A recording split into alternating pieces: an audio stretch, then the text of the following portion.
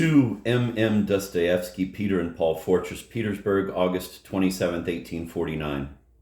I am very glad that I can answer you, my dear brother, and thank you for sending me the books. I particularly appreciate Notes of the Fatherland. I am also delighted to hear that you are in good health and that imprisonment had no ill effects on your physical state. But you write so very little, and my letters are so much more detailed than yours. But let's leave that. You will make it up in time. I cannot tell you anything definite about myself. There is still the same uncertainty about our whole case. My private life is just as monotonous as before, although they are again allowing me to go out into the little yard where there are almost 17 trees.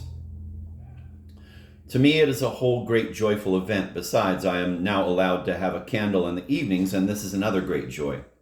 It would be a third one if you wrote me quickly and sent me Notes of the Fatherland, for I am in the position of an out-of-town subscriber waiting for it as for the millennium, waiting like a bored landowner in the provinces. You want to send me historical works? That would be fine. But it would be even better if you sent me the Bible, both Testaments. I need it. But if possible, send it in a French translation. And if you could, on top of that, send me one in Church Slavonic. That would be the height of perfection. I have nothing very good to say about my health. For a whole month now, I have been swallowing castor oil, and this is the only thing that keeps me going in this world. My hemorrhoids have become aggravated to the nth degree, and I have pains in my chest such as I have never experienced before. On top of that, my sensitivity increases, especially at night, especially as night comes on. And during the night, I have long, outlandish dreams, and also of late, I have been under the impression that the floor is swaying under me, so that I feel as if I were in a ship's cabin in my cell. All this leads me to conclude that my nerves are going to pieces. Before, when such a nervous state came over me, I took advantage of it to write. I could always write better and much more in this state. Now, however, I restrain myself from writing so as not to do myself in completely. There was a spell of 3 weeks or so during which I didn't write at all. Now I have taken it up again. But all that is still of no consequence. Life is still livable. Who knows? Perhaps I'll manage to recover. I was simply amazed to read in your letter that you think that our Moscow family know nothing about our mishap. I have given it some thought, made some deductions, and come to the conclusion that it is quite impossible. I'm sure they know, and I can think of a quite different reason for their silence.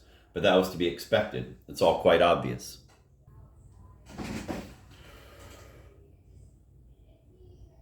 How is Emilia Fyodorovna's health? What bad luck, how hard it is on her. This is the second summer in a row that she has had to bear up under such adversity. Last year there was the cholera and the other things, and this year it is already God knows what. Really, brother, it is a sin to slip into apathy. Strenuous work, con amor, is the only true happiness. Work, write, what is there better than that? You write that literature is sick. Still, the issues of Notes of the Fatherland are as rich in material as ever, although of course not when it comes to Bell's letters. I didn't find an article that I didn't read with pleasure. The science section is brilliant. The conquest of Peru by itself is a whole Iliad, and I feel is in no way inferior to last year's The Conquest of Mexico. And so what if the article is a translation?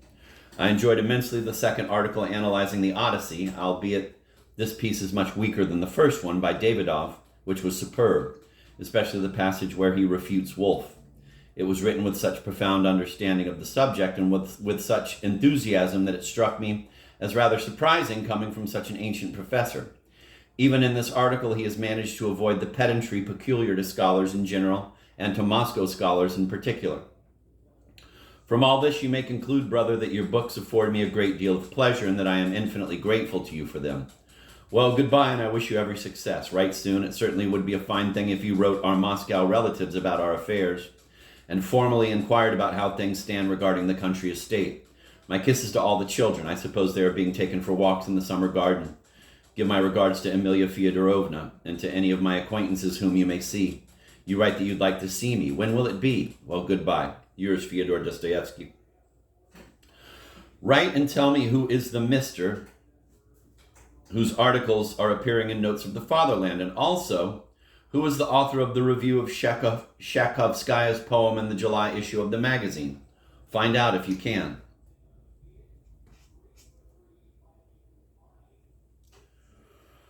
I shall run out of money between the 10th and the 15th of September. If you can, help me out once again. I don't need much. I have credit with Sorokin in connection with poor folk. I forget exactly how much there is, but the sum is quite insignificant. He had paid me almost everything. Fyodor Dostoyevsky. Dostoyevsky's Moscow family consisted at this time of his married sisters Varvara Karepina and Vera Ivanova, and the family of his aunt Kumanina. History of the Conquest of Peru and History of the Conquest of Mexico were by the American historian William Hickling Prescott, 1796 to 1847, whose work was known in Europe as well as in America. Conquest of Mexico was carried in translation and Notes of the Fatherland in installments during 1848, Conquest of Peru in 1849. Ivan Ivanovich Davidov, 1794 to 1863, was a writer and early follower of Schelling and a lecturer on philosophy, algebra, and Russian literature at Moscow University.